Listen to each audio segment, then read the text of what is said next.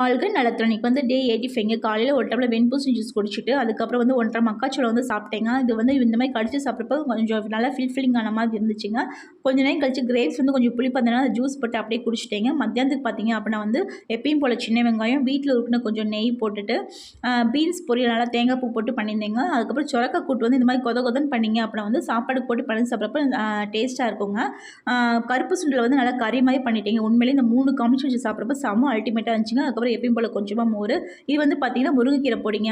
So காய் எல்லாமே நிறைய வச்சுட்டு கொஞ்சமாக சோறு போட்டு நிறைய சொரக்காய் கூட்டெல்லாம் போட்டுட்டு அதுக்கப்புறம் வந்து அதில் வந்து 2 ஸ்பூன் வந்து முருங்கைக்கீரை பொடி 1 ஸ்பூன் நெய் ஊற்றி நல்லா பிணைஞ்சு ஒரு சின்ன வெங்காயம் வச்சு சாப்பிட்டேங்க. உண்மையிலே செம்ம அல்டிமேட்டாக இருந்துச்சுங்க.